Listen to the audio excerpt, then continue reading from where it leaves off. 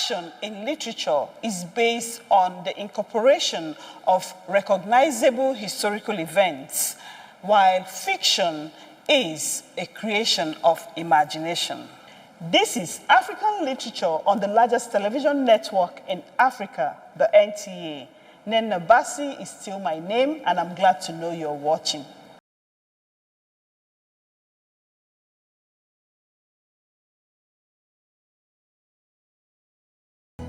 This week's edition examines faction and fiction in literature.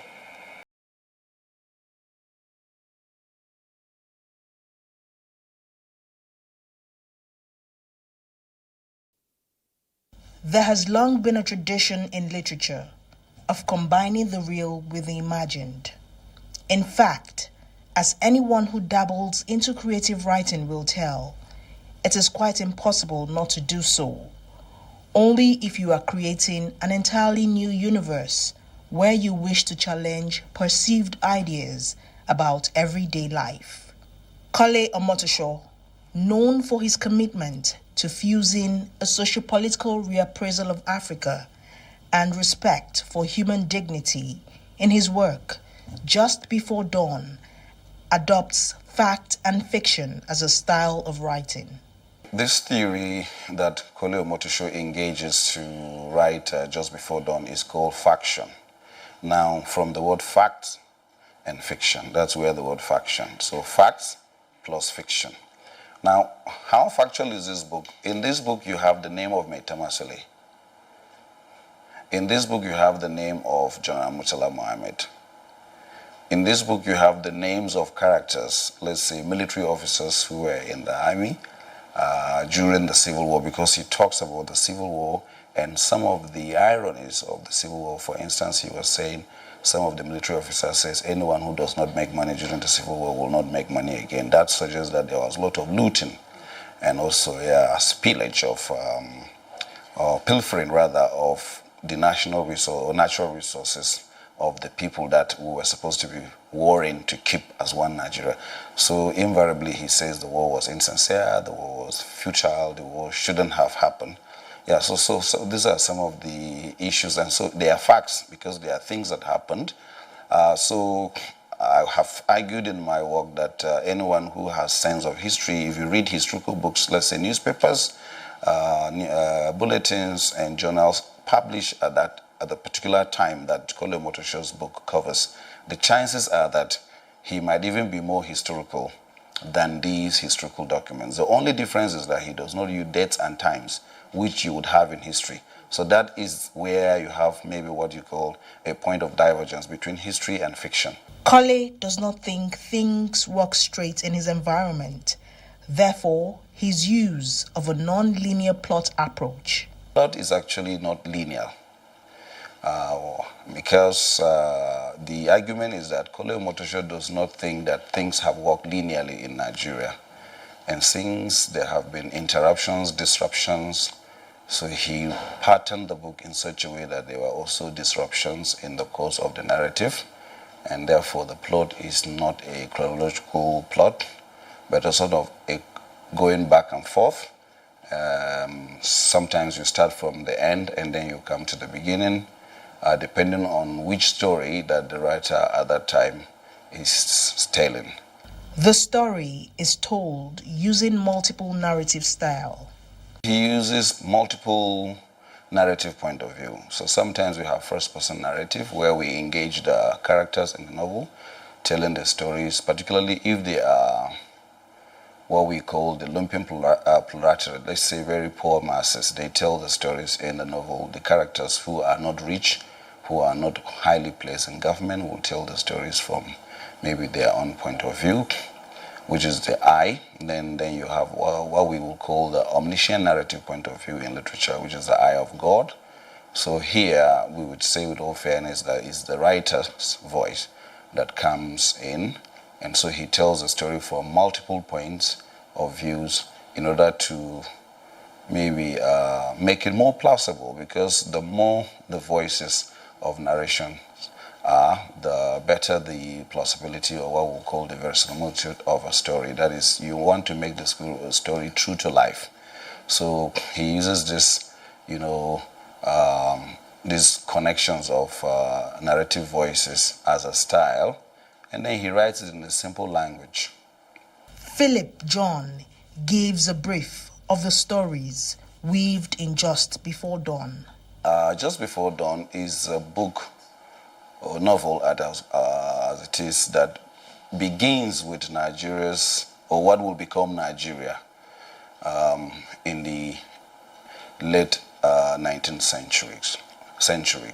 So Kolo Motosho started to talk about the geography. For instance, he talks about Ajayi Crowther, how he was kidnapped, maybe stolen as a boy, about 8, and then he ended up in the Americas and later on in Sierra Leone. And so you look at, that tells you of slave trade, the experience that this geography was going to have with slave trading and the impact thereof.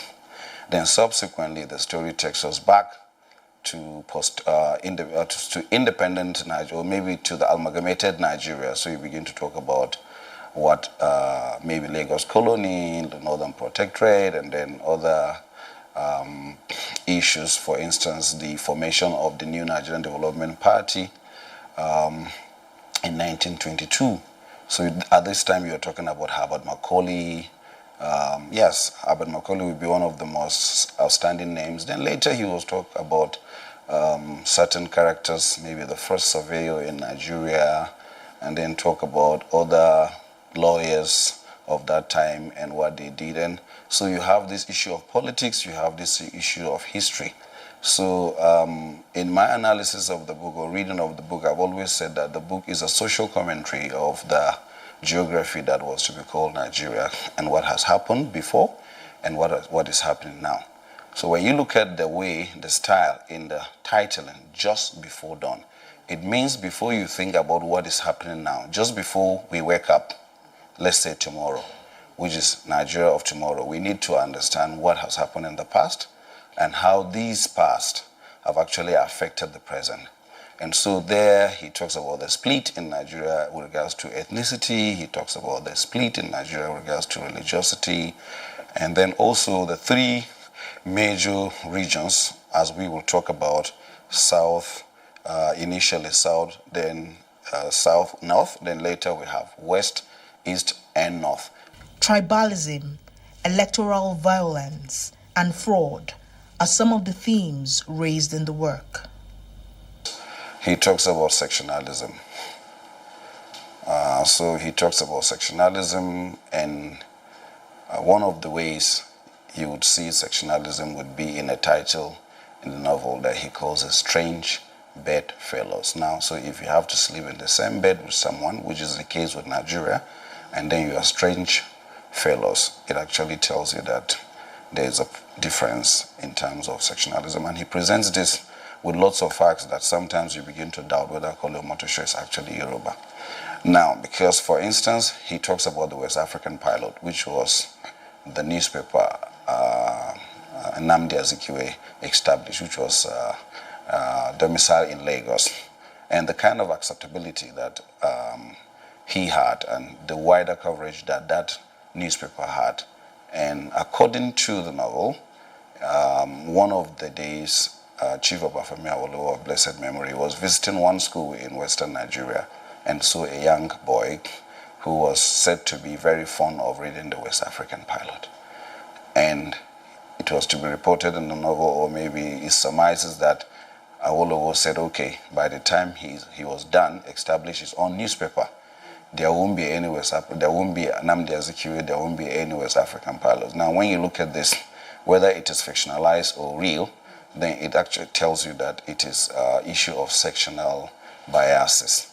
Then he takes you back to maybe Ahmadu Bello, Sir Ahmadu Bello, the then leader of the Nigerian Northern People's Congress, NPC, and he's not wanting to maybe sleep in Lagos. If any meeting ended, Ahmadu Bello will prefer to be back in Nigeria, to be back in Kaduna. Now, some of the things I did when I was studying this novel, in order to even understand whether what Kolo Motosho was saying was indeed true or just fictionalized, I had to read the autobiography of Ahmadu Bello, which is titled My Life.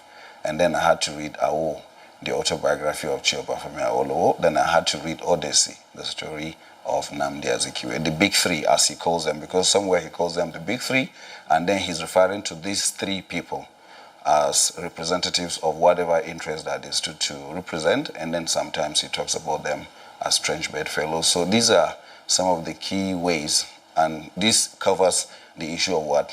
Sectionalism. Then he goes to talking about electoral violence.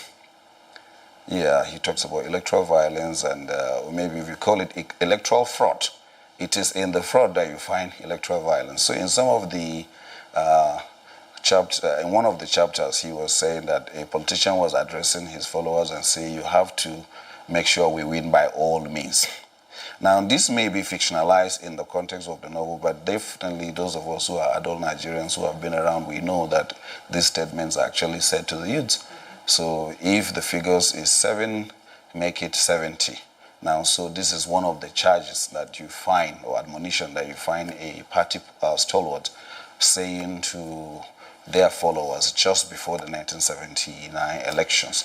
So these are some of the ways. So you talk about electoral fraud, then he talks about, like I said, if a military officer, so there's corruption.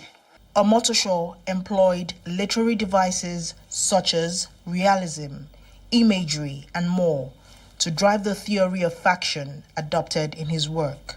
He uses realism as a field of reasoning to conceive this novel. So, and it is realism that will give birth to faction, the blend of facts and fiction. And then, because of what he wanted to achieve, to actually ask a question: where are we from? Where are we now? How did we get here? So he uses satire. And one of the satiric elements of the novel, for instance, on page 303, he says, the character says, right now Ahaji and myself and my company based in London, naturally, are negotiating the importation of nuclear waste into Nigeria, which will be a source for cheap energy for the country. Nuclear waste. As at the time this novel was written, the issue of nuclear waste was not even very popular in this part of the nation. Now, so first, images. So he uses imagery to create how the stench of corruption, that somebody will import nuclear waste from London to Nigeria. Now, so in this excerpt, he has used a lot of techniques or literary devices. There is sarcasm in it. There is imagery in it. There is even satire to actually say, see, this is how, if you like, exploited Nigeria has become, that people even negotiate contracts that were not usable now to the country, and yet this contract would be approved. Characterization in the work is a blend of real and fictional characters. Characterization of this novel is one point that Kole Omotosho departs from most of what Nigerian writers of his time would have done.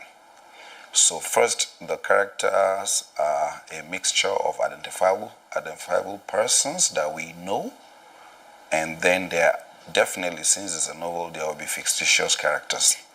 But the number of fictitious characters in comparison to real characters or tangible characters, I would say that 90%, if not 95%, are identifiable characters. For instance, in this novel, we have Odemegu Ojukwu as the military administrator of the area of the east of Nigeria at the time the secessionist move was declared.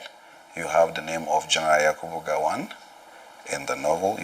The book actually starts with the coup of General Murtala Mohammed, and it calls it General Murtala Mohammed, not in the way maybe you would have in, let's say, which of the Anthills of Savannah by Chinua Achebe, where he does not talk about the names of the persons, but we kind of have another association to the characters.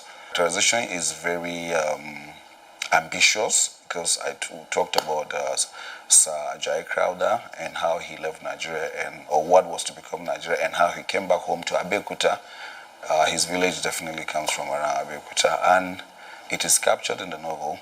So yes, the characterization does not pretend that we're talking about Nigeria. Philip sees Kole Omotosho as a phenomenal human being and a man of many parts. Omotosho is a phenomenal human being. He studied French and Arabic during his undergraduate days, and he had done some work in journalism. Yes, then he now did drama, theater. So he was teaching at the Department of Drama at that time at the University of Ife. So these things play out now. So you have French language, you have Arabic language. Then Kole Omotosho reads Yoruba fluently. He reads English. So he's already a polyglot. And that gives him the advantage that you would find in the novel. Because he did not just write this novel out of nothing. He sort of did what we'll call a juxtaposition between history and fiction.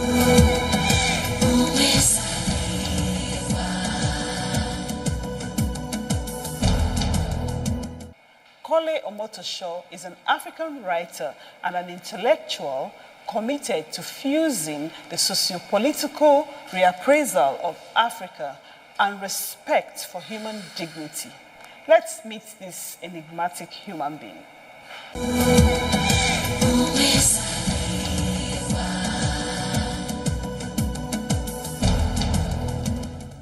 Just before dawn, a literary piece by Kole Omotosho considered a hybrid of real and fictional events, dramatizing the first 100 years of Nigeria.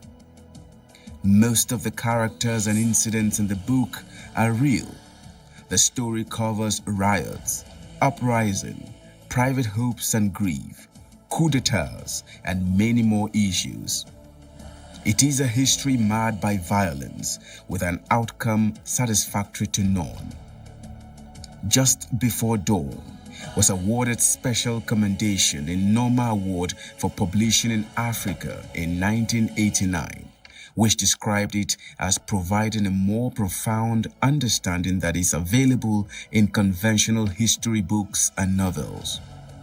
Bankole Ajibabi Omotosho, a renowned and intellectual Nigerian writer, is considered an intriguing writer, university lecturer, columnist, dramatist, documentary producer, advertiser, who has since perfected the art of combining the town with the gown and earned himself a name Yebo Gogo Man in advertising in South Africa.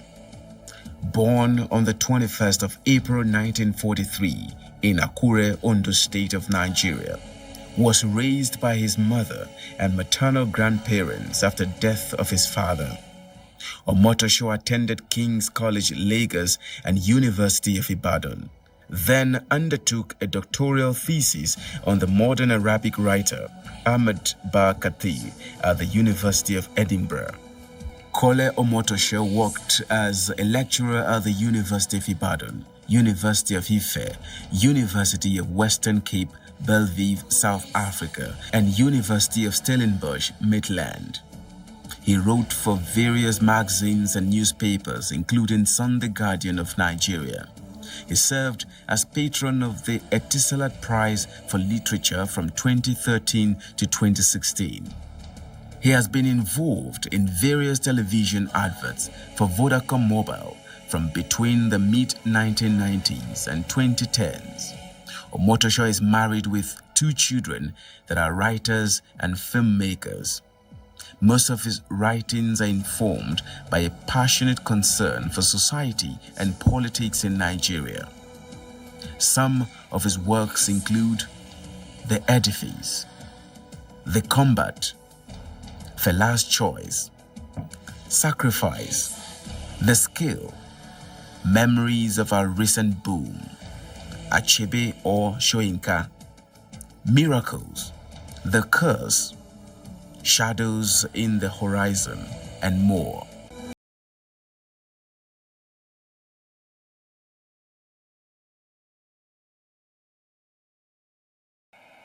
A person who is opposed to, struggles, or competes with another is an antagonist. But Is that all there is about this character in literature? Well, our next segment will check that out.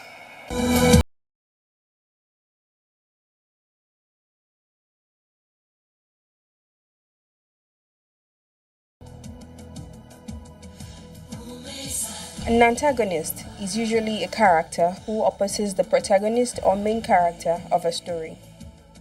An antagonist is the principal opponent of the main character. Can also be seen as trouble for the protagonist. It represents the opposite of the protagonist. This trouble can be a group of characters, an institution, or a force against which the protagonist must contend. The relationship between the antagonist and the protagonist is key in storytelling. It is more than just, you can't have one without the other. The two operate in a symbiotic relationship. Most of the typical antagonists are villainous in nature, but it's important to note that all antagonist characters are not villainous. The word antagonist is derived from anti, meaning against, and agonizetai, to contend for a prize. It is a Greek word for opponent, competitor, villain, enemy, and rival. Types of antagonist. When most people think of antagonist, they think of a bad guy. But there are actually many different types of antagonists, of which the standard villain is just one. 1. The villain antagonist. This is the most common type of antagonist. This type has evil or selfish intentions and wants to stop or hinder the protagonist. Hero antagonist. This is a character whose intentions are noble and mainly to stop or obstruct the affairs of the protagonist. Group antagonist. This type may be a group of people in a story, a country, or tribe, rather than one person. Non-human antagonist. This type includes non-human elements like killer shark, natural disasters like earthquakes, tidal waves, or societal customs that thwart a protagonist's course. Internal antagonist. This represents itself in literature as an internal flaw or issue of the protagonist that primarily stands in his or her way. Functions of an antagonist in literature. While a protagonist tends to supply a storyline with a person that the audience can identify with, as they strive to achieve some goals, the antagonist is who or what creates the tension or conflict that makes goals harder.